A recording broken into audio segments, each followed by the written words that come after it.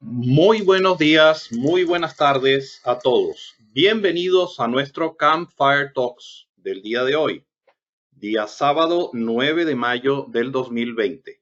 Bienvenidos a todos. Hoy estaremos conversando sobre el tema de la incertidumbre y cómo navegamos en ella.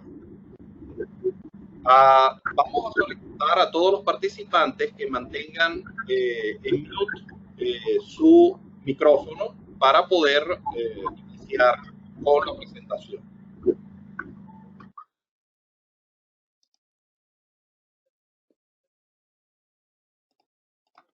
Hoy estaremos presentando a nuestro charlista del día de hoy, el doctor Douglas Ungreda. Douglas Ungreda está conectado con nosotros. Por favor, si podemos probar el audio, Douglas.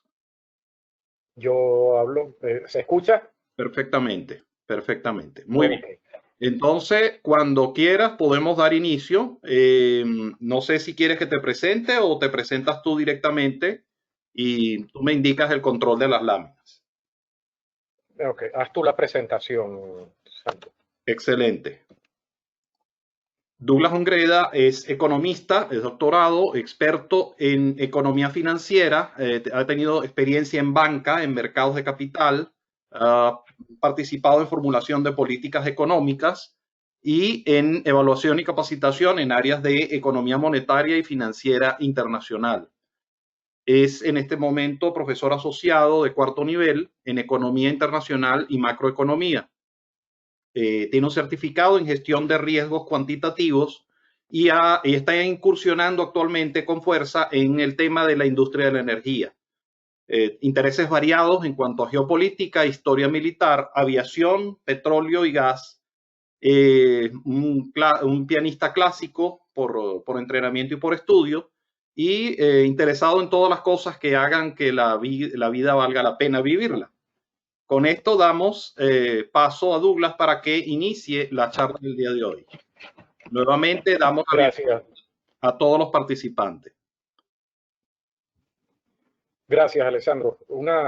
Mucho gusto, es un placer y un privilegio compartir con todos ustedes el día de hoy. Pienso que la carrera mía me dio la oportunidad de tener exposición a muchas cosas que interactúan en forma simultánea y que generan una realidad que se ha vuelto sumamente complicada. Fíjense que esta charla ha tenido resonancia en la comunidad de Sallo, porque sí, efectivamente, estamos en el medio del océano, un océano que está dando demostración de ser un poco más agitado, donde hay vientos más fuertes. Y haciendo un poco el ejemplo, comienzo la exposición con el paradigma de lo que la humanidad ha imaginado en un desastre. El desastre del Titanic, pues un evento que nadie esperaba, un barco que ha sido construido según los cánones más avanzados y la persona que estaba a cargo de esta nave es una persona sumamente experimentada y cabe la pregunta, la experiencia sirve de algo. De hecho, pasó una de las declaraciones que dio este capitán días antes del zarpe de este barco. Dice, si alguien me pregunta cómo puedo describir mejor mi experiencia de casi 40 años en el mar, simplemente sin incidentes. Un poco se trata de esto. Toda una dinámica sin incidentes de repente se convierte en una tormenta, en un evento absolutamente catastrófico.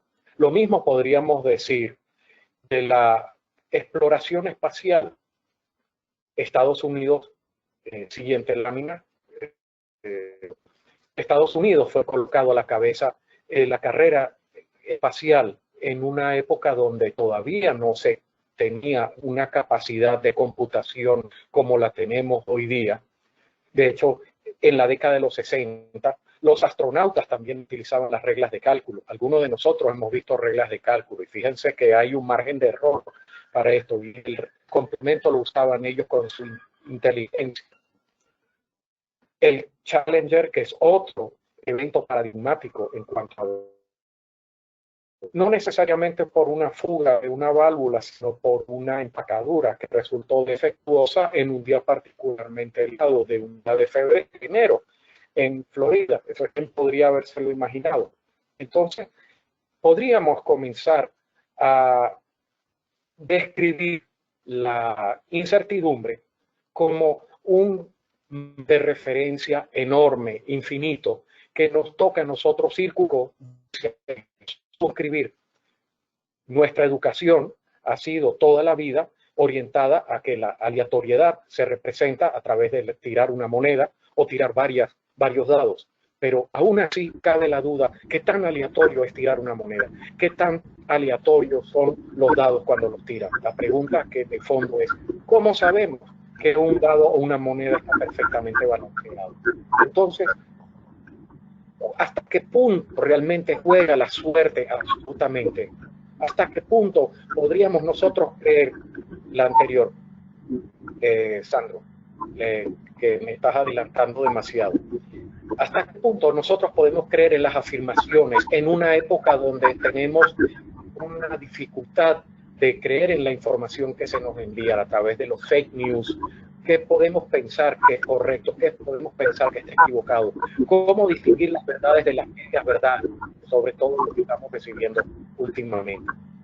Aquí quiero detenerme en esta pequeña propuesta. La literatura financiera, del cual algunos hemos sido expuestos, básicamente, el ser humano es averso al riesgo. ¿Qué quiere decir? Que el ser humano es capaz de riesgo en la medida que vaya a tener una proporcional al incremento del riesgo. Disculpa, hay un feedback de un usuario y pareciera que sale del mismo lugar. Déjame apagar todos los micrófonos y te vuelvo a abrir el...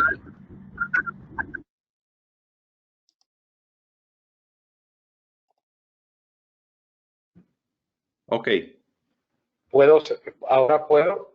Puedes continuar. Bueno, repito, en esta, quería detenerme un poco en esta lámina porque es necesario tocar el tema de la preferencia o la aversión o la atracción o la aversión al riesgo por parte del ser humano. En la literatura financiera se caracteriza al ser humano como un animal que es averso al riesgo naturalmente. Es decir, que para poder absorber mayor cantidad de riesgo tiene que tener una satisfacción que es muy superior al incremento del riesgo al cual está dispuesto a soportar. Sin embargo, la literatura financiera convencional, es decir, la que estaba vigente durante los años 60 y 70, aquellas que estudiamos la teoría de equilibrio de cartera, Markowitz, todos estos autores asumían que el ser humano reacciona ante la posibilidad de ganar, pero queda una faceta del ser humano que es sumamente interesante y que guía incluso las políticas públicas, las formas de supervisión en el área financiera, en el área de los seguros. ¿Cómo reacciona el ser humano ante la posibilidad de perder, no de ganar? Entonces, esta propuesta de qué es lo que preferiría una persona, 100% de probabilidad de perder unos $70,000, puede ser cualquier cantidad, o el 70% de probabilidad de perder $100,000. Ambas propuestas arrojan un mismo valor esperado, entendiéndonos como valor esperado igual a la sumatoria algebraica de los diferentes eventos multiplicados por su probabilidad de ocurrencia. En la primera tenemos absoluta certeza que vamos a perder $70,000, mientras que en la segunda nos queda todavía un 30% de probabilidad que no perdamos nada y otras cosas pudieran ocurrir. Entonces, dejar al azar no es necesariamente algo malo. El azar pudiera ser propicio para una serie de oportunidades. Seguimos. En la siguiente lámina, Sandro. En la siguiente lámina tenemos una primera acotación. Riesgo e incertidumbre no pueden ser tratados de la misma manera. Mucha gente la confunden como si fueran dos sinónimos. Para que exista riesgo tiene que haber incertidumbre. Si no hay incertidumbre, no existe riesgo. Si no hay incertidumbre es porque todo está frente a la vista, todas las probabilidades son de 100% y entonces no tenemos que preocuparnos. Pero para que exista riesgo debe haber, uno, la posibilidad de materialización del evento, así como de otros eventos, y la posibilidad de una pérdida si el evento ocurre, que es sumamente importante. Siguiente lámina. En la siguiente lámina podríamos hacer una clasificación amplia de los eventos que nos afectan y el costo que significa para nosotros, sea como individuos, sea como una organización. Podríamos decir que dos grandes clasificaciones podrían dividirnos. Existe una clasificación de los llamados cisnes negros, que es decir, unos eventos de muy baja probabilidad de ocurrencia con muy alto costo, que puede ser un costo catastrófico, si se quiere. Ahí podríamos entrar dentro de la categoría de un rayo que golpea una instalación petrolera y que pudiera hacer que salte todo. ¿Quién habría imaginado que eso podría ocurrir? Mientras que todos los demás eventos pueden ser calificados como cisnes blancos, es decir, eventos que podríamos ver, podríamos apreciar todos los días, algunas veces los pudiéramos subestimar con probabilidades de ocurrencia asignables por nosotros, que sea media, baja o alta. Y las combinaciones de esta serie de cisnes blancos, ciertas combinaciones podrían convertirse a veces en cisnes negros. Pero ahí es donde está justamente la dificultad en navegar en este océano que se llama incertidumbre. Seguimos. Otra de las formas de apreciar o de caracterizar la incertidumbre y asignación es a través de dos grandes técnicas. Probabilidades. La primera con una descripción cuantitativa, que es un poco una disciplina que desarrollamos un poco más refinadamente, un poco más burdamente, lo que serían los cálculos que se hacen detrás de un sobre cuando tenemos ciertos números gruesos, y poco a poco vamos refinando los supuestos para llegar a una serie de posibles resultados, a un abanico de posibles resultados de acuerdo a una serie de técnicas establecidas. En esta primera asumimos una variable dependiente, C, que estará variando en función de la variable A y la B. Esta es una expresión genérica, no intento dar ninguna significación, sino que tenemos que tener presente cuál sería el comportamiento hipotético de la variable A y de la variable B, y si se relacionan entre ellas o son absolutamente independientes. De ahí existen técnicas y formas de determinar este grado de independencia o de correlación mutua para llegar a un rango de valores de C. Es la siguiente lámina. Podríamos apreciar una especie de gráfico de araña donde a la expresión genérica pudiéramos identificar cuál es la importancia relativa de cada variable. Podríamos pensar en 10 variables, 5, 3, pero pudiéramos dar una prelación relativa para identificar cuáles son las variables causales que nos ocupan la mayor atención, sin perder de vista las que aparentemente tienen menor importancia, y tratar de ver cuál es la gradación de importancia que daríamos. Es una segunda fase que todavía no tiene una asignación de probabilidades. A partir de ese momento entra el aspecto cualitativo. ¿Por qué decimos que son importantes? ¿Cuáles son los factores externos o ambientales que pueden impactar? En esta gráfica genérica indicativa podríamos hacer una especie de mapa mental. ¿Qué pasa si ocurre esto o lo otro que deberíamos, cómo impacta el resultante? ¿Qué es lo que deberíamos vigilar con mayor importancia? Hecho esto, tendríamos el tiempo para pasar a una fase un poco más refinada del proceso, que viene a ser el análisis Delphi, un poco por el oráculo de Delphi en la época de la Grecia clásica, en donde se reúne un consejo de sabios. Vamos a la siguiente lámina, Sandro, por favor. En esta lámina caracterizamos entonces un ejercicio mucho más profundo.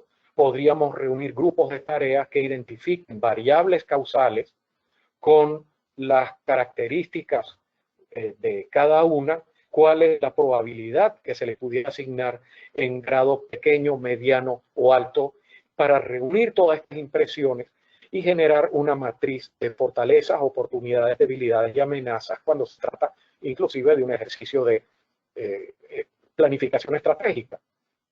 Y sobre esta, entonces, tenemos que tener una gran atención sobre lo que son las amenazas, que son los factores ambientales que no controlamos, y las debilidades que sí están relacionados con los factores organizacionales y de controles internos que sí podemos modificar y dominar para mejores resultados, para maximizar las fortalezas y posicionar la organización para beneficiarse de las oportunidades que se puedan crear.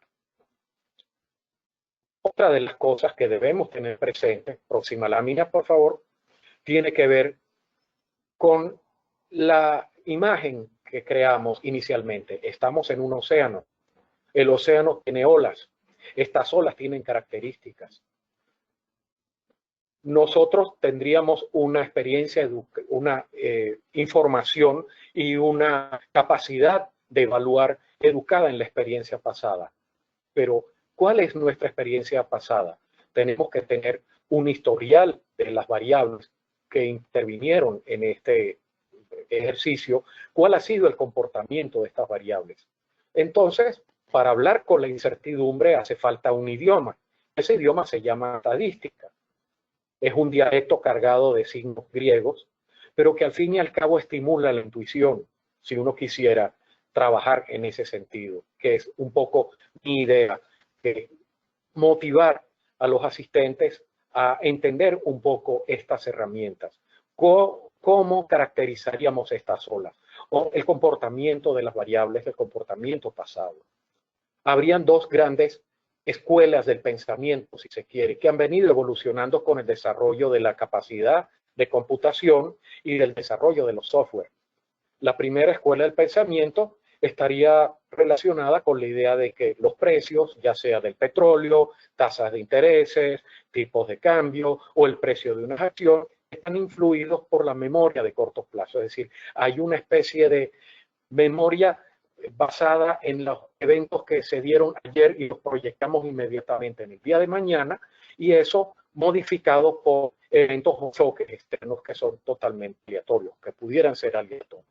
Aquí está implícita la llamada escuela de la eficiencia de los mercados, en donde toda la información relevante está contenida, por lo tanto es imposible ganarle al mercado, porque si uno no tiene más información que los demás, no puede tomar consistentemente estrategias de comprar y vender para sacar una utilidad superior.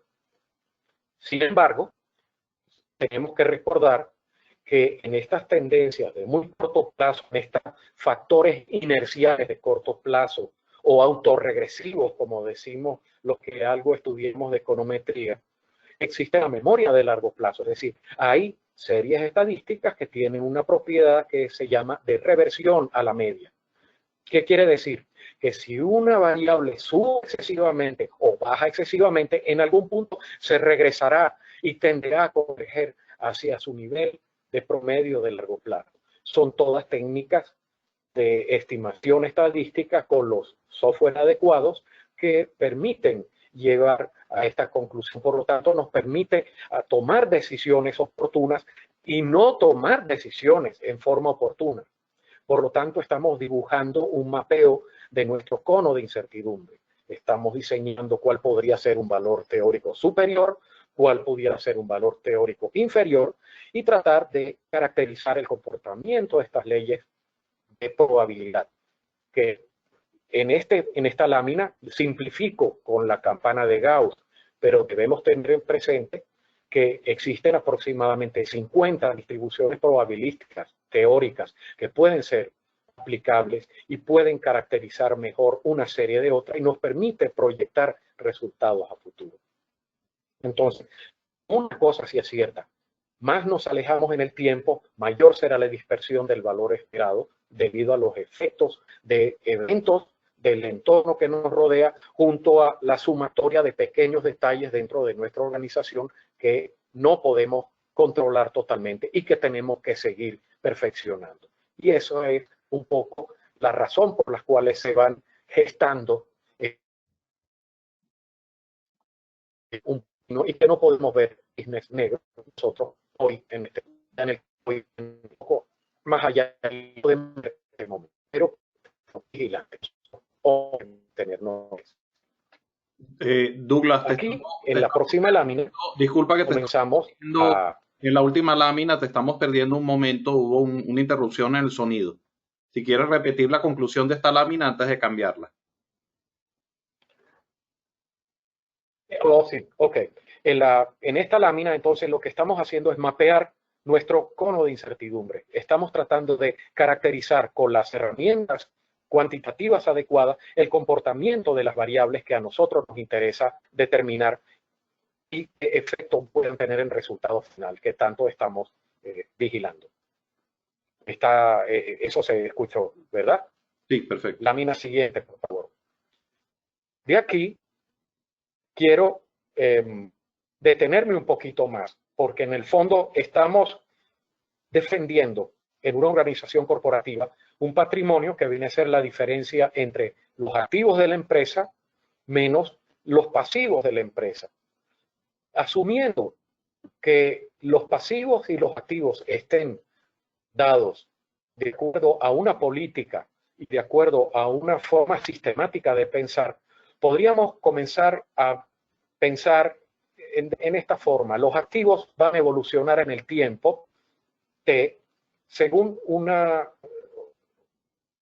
comportamiento, por favor adelanta, exacto.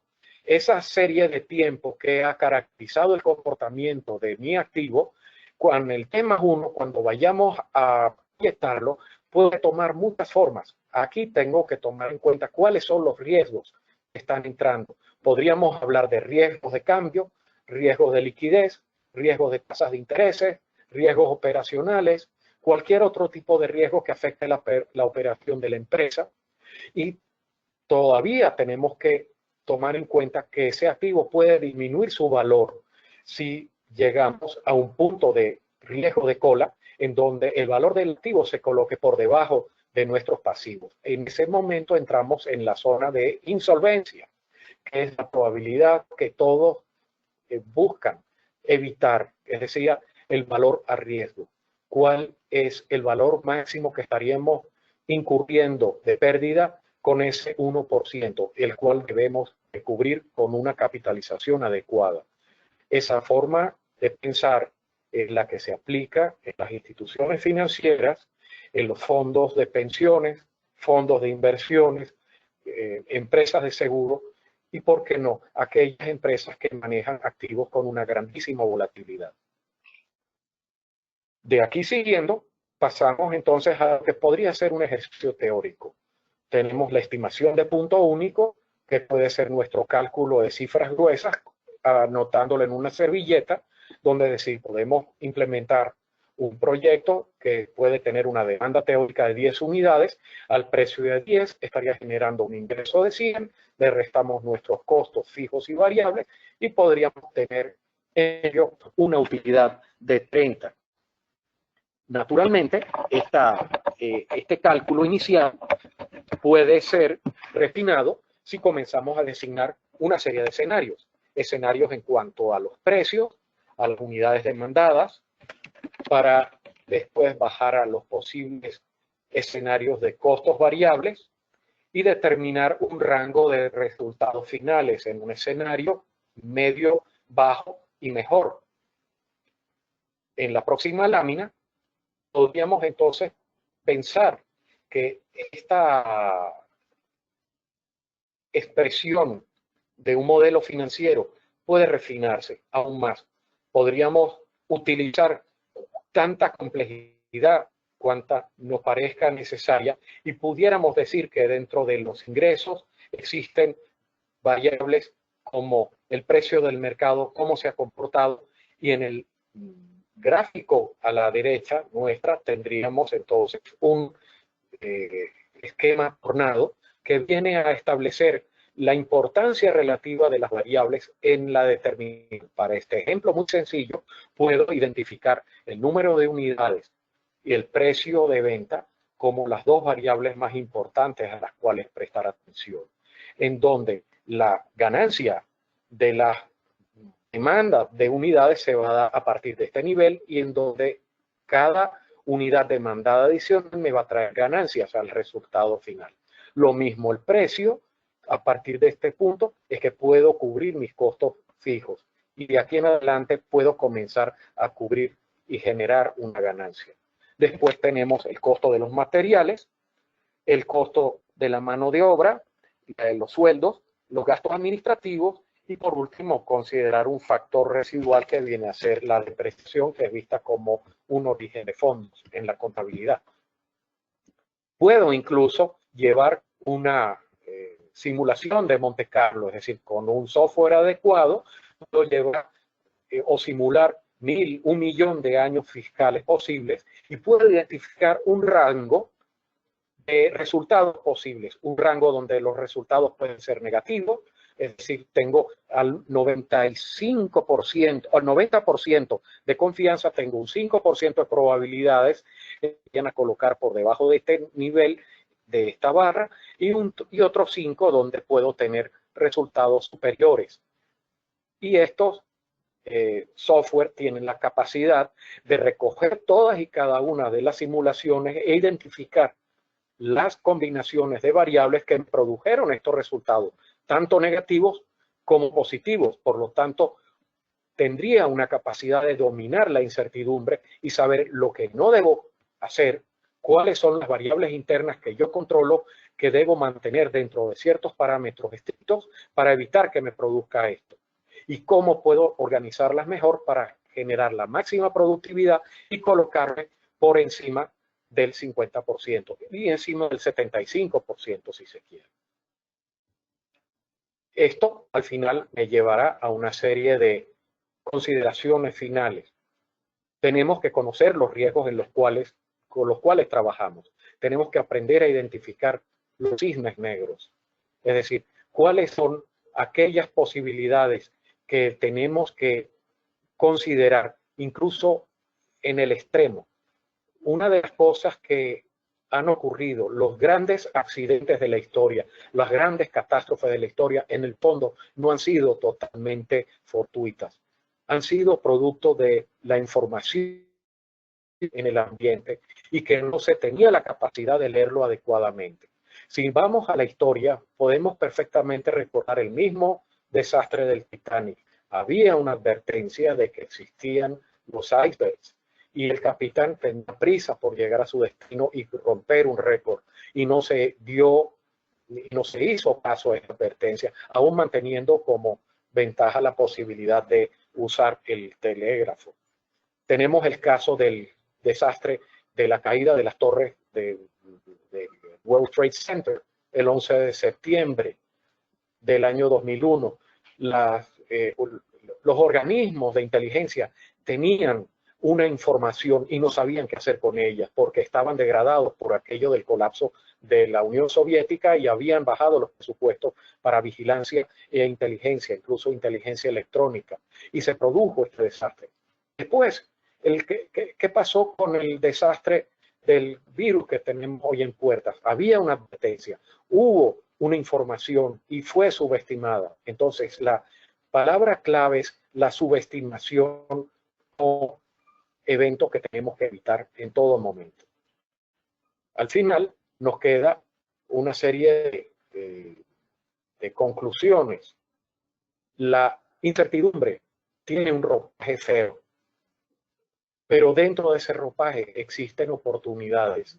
Existe una real oportunidad de hacer una fortuna, existe una oportunidad de un desastre, es verdad. Fíjense que también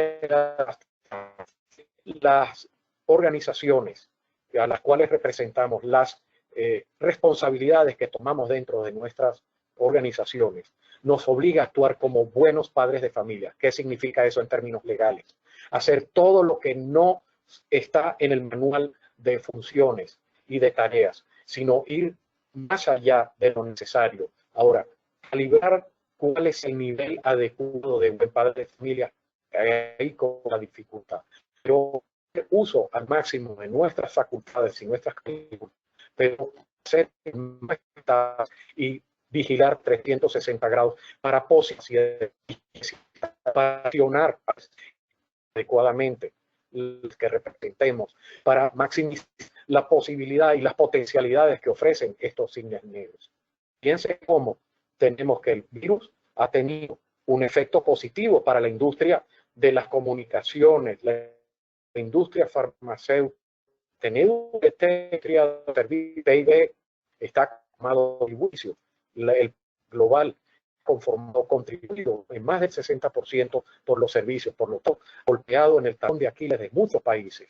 Países, por ejemplo, del Caribe, de Latinoamérica, que viven del turismo, pero existen economías con la capacidad de convertir este inconveniente en una ventaja. El sector financiero, el fintech, por ejemplo, ¿cómo se alterarán los sistemas de pago debido a que la gente ya no se puede mover como antes? Esa sería una oportunidad dentro del área del servicio financiero, cómo se puede lograr maximizar esta potencialidad. Al final, nos queda simplemente una reflexión. Sandro, ¿me escuchas? Ahí estamos. Esta es la expresión central. La incertidumbre es como el océano que te envía olas. No puedes parar las olas, pero sí puedes aprender a surfear sobre las olas. ¿Cómo calcular la próxima ola que te llega? ¿Dónde posicionarte para tomar la mayor ventaja posible y que te lleve la mayor distancia posible?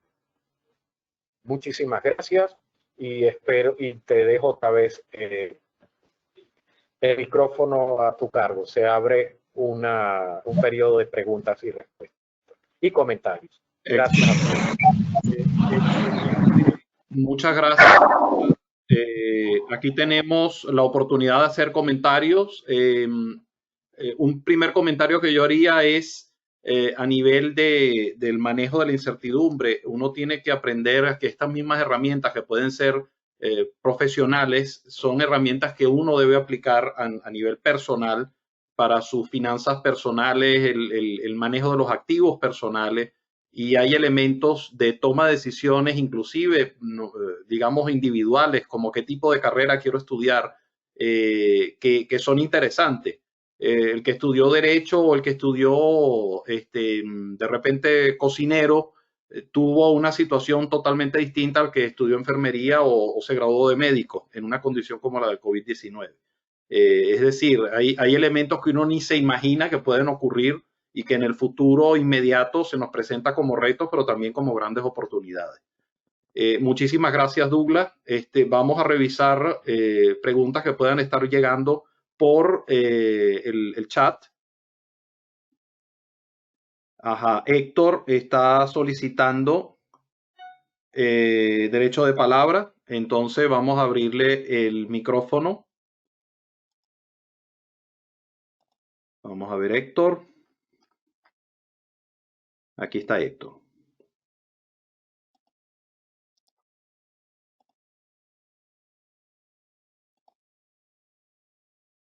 Ok. Bien. ¿Me escuchan? Sí, todo suyo. Ok, gracias. Primero, felicitar a Douglas por esa extremadamente, vamos a llamarla, actualizada la información. Me llamó mucho la atención desde el principio y me puso a pensar, porque yo estoy trabajando en una presentación que se basa mucho en la seguridad en nuestras operaciones, especialmente la petrolera. Y cuando Douglas arranca con el dictado, que ha sido una de las cosas que a mí siempre me ha admirado y me la conozco prácticamente la sala 3. Me dio la idea, y la quiero comentar, de posiblemente en la presentación que voy a hacer, introducir algunas de las ideas, porque hay varios símiles en la incertidumbre hacia lo que Douglas trató. Nosotros también podemos hablar de la incertidumbre en las operaciones, los riesgos, la cuantificación de los riesgos. Entonces, le quería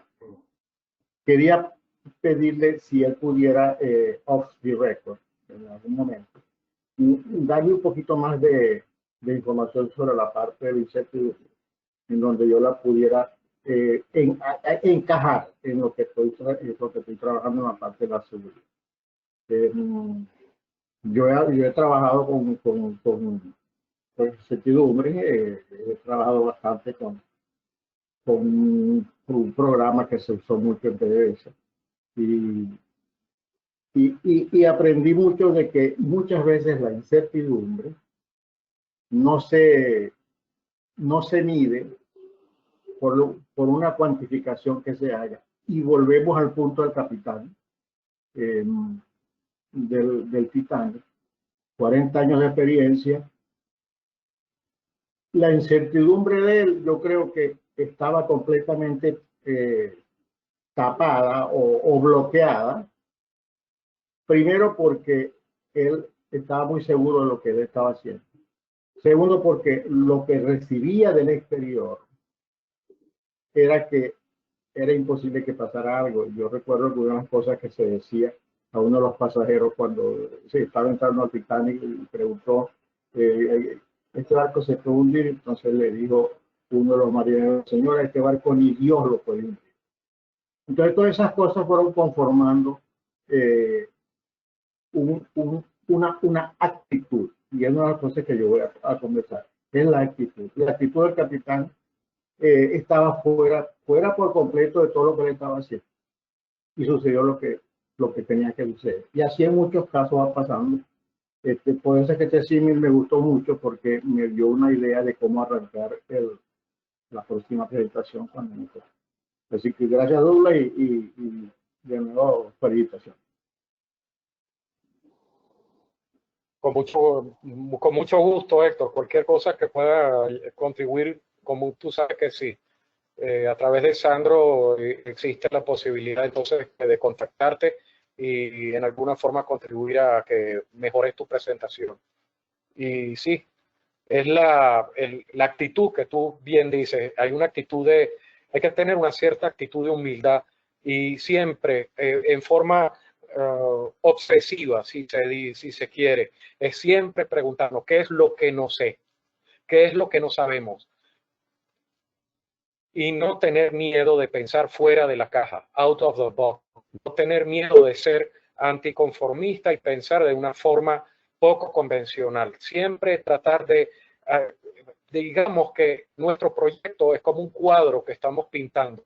Estamos siempre concentrados en que el matiz y lo estamos viendo pegadito a menos de 5 centímetros para que sea perfecto, pero siempre es bueno alejarse y ver el cuadro en su conjunto y decir qué es lo que estamos omitiendo aquí, que no hemos evaluado. Por favor, que alguien me lo diga. Un evento de la Segunda Guerra que a mí que siempre lo veo y lo repito, ha sido lo que he dado el desarrollo de la Sociedad de Inteligencia de los británicos, Bletchley Park. Ellos han descifrado el código alemán que se descifraba con una máquina de una complejidad impresionante, pero ellos tenían un equipo de señoras amas de casa que eran expertas en descifrar crucigramas, un matemático, un compositor, expertos jugadores de ajedrez, o sea, gente que tenían unos backgrounds absolutamente disímiles, heterogéneos, y gracias a esa conjunción de talentos y de gente con una capacidad extraordinaria que se llegaban a establecer qué quería decir toda esa mezcla, esa ensalada rusa de símbolos que aparentemente no decían nada, y poco a poco comenzaba a cobrar cuerpo y vida todo eso, y al punto que podían llegar a descifrarlo en tiempo real. Excelente. Adelante, si alguien más. Tenemos, sí, 2 personas, 3 personas, 4 personas en fila. Tenemos a Isabela, que tengo entendido que tenía una pregunta, después Juan y después Ricardo.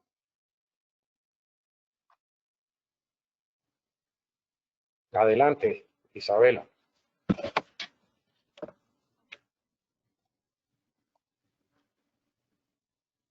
Ok, ¿nos escucha? Ajá. Perfecto.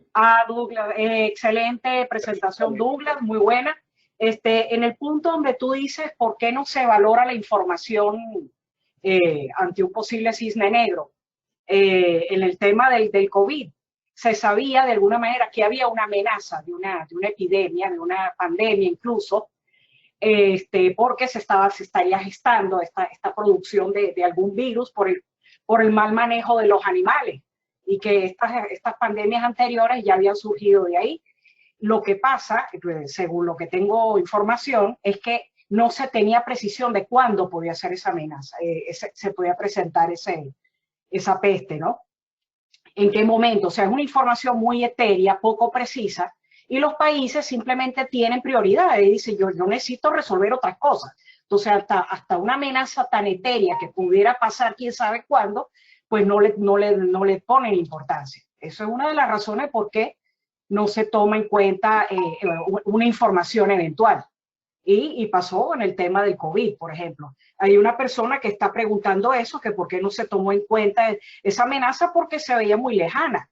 Y no se valoró porque, bueno, los países tienen otras prioridades, así de simple. Puede caer incluso un meteorito en la Tierra. Eso puede pasar. ¿Cuándo? ¿Quién sabe? ¿Ahora o dentro de 20.000 años? Bueno, o quién sabe cuándo. Eso es todo. Bueno, fíjate que yo te puedo... Bueno, yo te puedo después, sí, muy buena esta reflexión, Isa. Te puedo dar un evento donde sí fue sopesado con mucho cuidado. No sé si ustedes estuvieron enterados que hace un mes aproximadamente el capitán de un portaaviones, el Theodore Roosevelt, había solicitado que el barco tenía que ser evacuado urgente porque había un brote de ese virus, justo en esa época donde todavía nos estaba sopesando con mucho cuidado. Y él corrió el riesgo de saltar por encima de su línea de mando e ir directamente al máximo superior para decir, y puso en riesgo su propia carrera militar para decir que no estamos en paz, no necesitamos que soldados mueran, que son nuestro activo más importante. Eso creó una tormenta en el Departamento de la Marina norteamericana, y eso fue gracias a ese evento que se evitó la mayor exposición de esa tripulación. Y no solamente eso, otras tripulaciones de otros barcos comenzaron a tener eventos de infección de ese virus, e inmediatamente se aumentó la sensibilidad a esa posibilidad. Un virus te puede aniquilar un ejército completo. Sensibilidad a un riesgo de ese tipo corre no solamente en vista de que no es solamente porque exista la información, sino porque no existen sistemas adecuados para masajear esa información a los niveles adecuados, y no existe la sensibilidad adecuada para que esa información percole hacia los niveles más bajos y se tomen las acciones necesarias. Pudiéramos trasladar esa experiencia a algo muchísimo más terrestre, más personal. Y me disculpan que no suena muy bonita, pero si vemos, por ejemplo, 3 chiripas o 3 ratones en la casa, ¿qué hacemos? ¿Utilizamos la escoba o llamamos a la Fuller?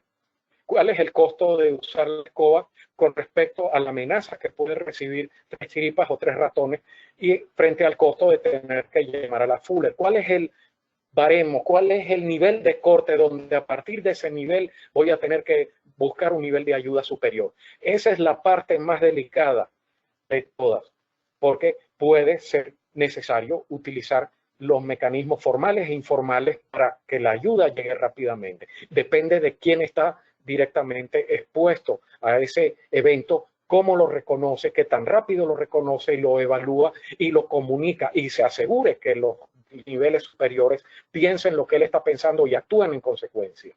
con los riesgos de una imprecisión. Estamos viendo, Douglas, con lo que acabas de decir, estás contestando también parcialmente a las preguntas de Carmen y a la pregunta de Antonello.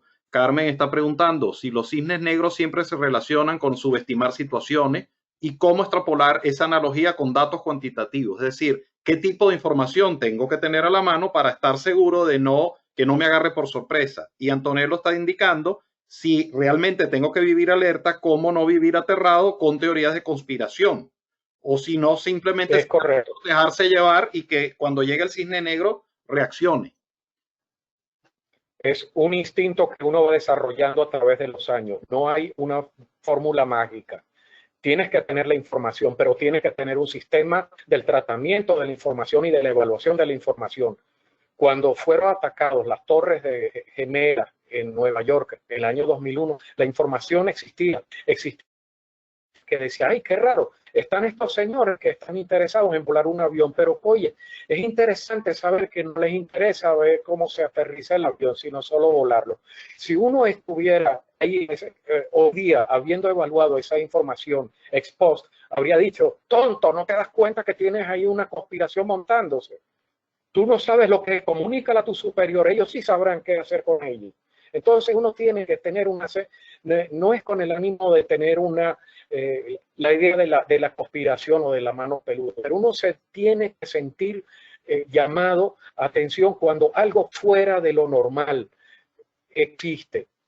Cuando hay algo fuera del patrón corriente, uno se tiene que parar y preguntar, ¿qué está pasando aquí? ¿Por qué? ¿Tiene lógica eso? La misma pregunta que haría un oficial de inmigración cuando viene un turista y el turista y el oficial se da cuenta que ese señor tiene como $500 que son falsos. Y el turista se defiende diciendo, mire, me estafaron, yo no me di cuenta, yo no sabía. Y el oficial de inmigración puede decir, bueno, pase por esta vez. Pero toma nota del acontecimiento. Señor, vino el vuelo tal país, de tal cosa, en tal situación. 3 meses después viene el mismo pasajero y otro oficial de inmigración lo consigue con otros $500 falsos. ¿Qué conclusión racional podría tener el departamento respectivo? Si no tiene esa información de la anotación que hizo este señor lo dejan pasar, pero si existe esa anotación diría, este señor está metido en algo raro. Y lo ponen al cuartico y lo sientan para una especie de retiro espiritual prolongado hasta que hable, ¿verdad? Entonces, esas son las cosas. La información siempre existe, la hemos tenido frente a nosotros. El tema es cómo evaluarla. Tenemos la disciplina para evaluarla correctamente. Hay ruido y hay señales, como dicen los estadísticos y los matemáticos. ¿Cuál es la proporción de ruido que puede ser transformable en señal y que pueda servir? ¿Cuál es la relación de causalidad de uno a otro? ¿Son dependientes? ¿Existe una relación? ¿Cómo se comportan estas olas del océano? Esa es la pregunta de fondo. ¿Cómo se relaciona una ola con la otra? ¿Qué impacto va a tener? Excelente. Pero depende de mi preparación. Excelente. Vamos entonces ya con respeto a la hora y al tiempo que hemos ya consumido con el evento, que ha sido muy interesante. Ricardo y Juan tenían una pregunta, no sé si tienen oportunidad de hacerla, y hay una de Fernando Pérez que pregunta, acorde con el cono de incertidumbre, ¿cuál es el tiempo adecuado para proyectar cualquier plan personal de negocio, de vida y evitar exponerse a estos cisnes negros? O sea, ¿cuál sería el horizonte? Me imagino entonces que es la pregunta. Depende de la actividad específica. Para la vida personal. Depende del proyecto al cual uno está expuesto. Cuando estamos hablando, por ejemplo, de planes para una empresa petrolera, porque entiendo que muchos están relacionados con la actividad petrolera, se dan cuenta que estamos hablando de horizontes de tiempo que pueden fácilmente sobrepasar los 10 años. Entonces tenemos que pensar en forma escalonada.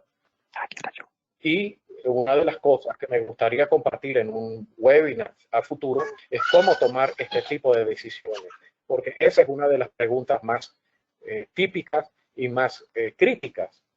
¿Cuánto tiempo debo dejar pasar? ¿Cuánto tiempo es posible llevar adelante. Cuando estamos hablando de un instrumento de 6 meses, naturalmente estamos pensando en el corto plazo. Para mí, en Venezuela, 6 meses es una eternidad. Un mes es una eternidad. Lo que vivimos del día a día en Venezuela. Díganlo aquellos que estamos aquí en Venezuela. Aquellos que están en otro país, 6 meses puede ser razonablemente un corto plazo.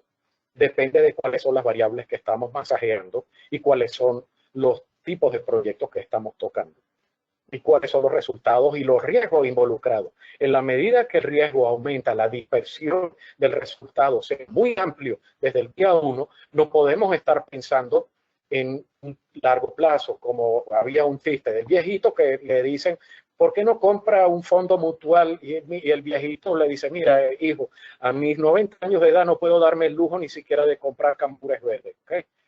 De esos que maduran en una semana.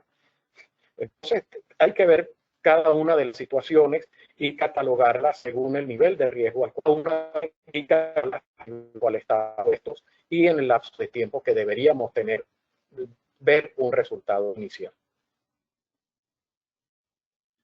Bueno, ¿Quién más? yo creo que ya estamos sobre la hora. Agradezco a todos los participantes, a Douglas en particular, por la excelente presentación que ha dado. Tenemos la oportunidad de seguir tocando estos temas. Nosotros en Saglio estamos trabajando para llevar adelante oportunidades de formación en estos temas. Douglas, te dejo para que dé las conclusiones finales y con eso cerramos la presentación del día de hoy. Podríamos entonces terminar con esta última lámina. La vigilancia permanente como primera, segunda y tercera cualidad. Esta es una de las actitudes que tenemos que más que todo vigilar por cosas, tener sobre de responsabilidad y por cosas que suenen anormales. Es material fundamental. Eso es fundamental, atípico. Siempre todo y hacer una pregunta obsesiva, que es lo que siempre a este punto que me está faltando, y tener la curiosidad de leer todo y siempre tener las antenas levantadas, tener la capacidad de pensamiento lateral, pensar fuera de la caja, out of the box. Desarrollar la intuición y el pensamiento lateral es fundamental para poder minimizar este riesgo. No importa si pueda parecer un poco creyendo en la teoría de la conspiración. A veces ese tipo de estructura mental nos puede ayudar a minimizar, no totalmente. Mantenerse alerta. El tiempo también puede ser un aliado. Muchas veces la idea de no dejar nada a la casualidad, no dejar nada a la incertidumbre. Muchas veces la incertidumbre también puede trabajar en favor nuestro. Dejar siempre un poquito a la incertidumbre, solo que esa incertidumbre no debe ser más de un 5%. Y tener siempre un plan B, C, D y E. Y tener posicionada la organización en caso que se desarrolle tal cosa. Siempre podemos ser víctimas de un rayo que caiga del cielo, pero tenemos que tener un pararrayos activado para evitar cualquier desastre. Tener las opciones factibles que puedan ser implementables. Acuérdense que aquellos que hemos estudiado finanzas corporativas, en algún momento hemos tocado la noción del valor del dinero en función del tiempo, proyectos, cómo analizarlos en función de su valor presente neto, pero siempre los analizamos bajo la perspectiva de la implementación del proyecto.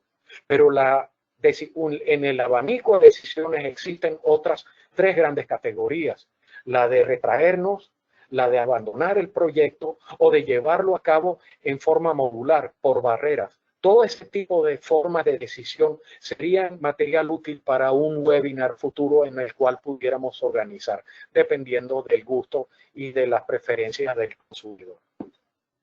Y el principio KISS, Keep It Simple, Sir. Mantener siempre la simplificación al máximo de las ideas, que es lo fundamental. Evitar complicarnos innecesariamente. Lo esencial es lo más importante. Y evitar hacer complicaciones innecesarias, porque eso nos va a agregar un nivel de distracción, tomando en cuenta que tengamos la confianza de que conocemos las variables más importantes, pero siempre estaremos en un pugilato eterno en qué es lo que no sabemos, si esa variable adicional me va a dar un mayor poder de determinación de mi ecuación final. Muchísimas gracias a todos.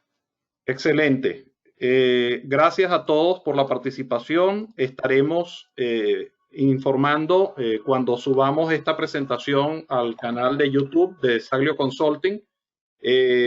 Estamos libres para recibir cualquier pregunta, cualquier duda. Muchísimas gracias por su tiempo. Gracias a Douglas por la experiencia y espectacular que hemos tenido de poder escuchar y poder ver esta visión sobre la incertidumbre y el riesgo. Un abrazo a todos y será hasta la próxima. Muchísimas gracias.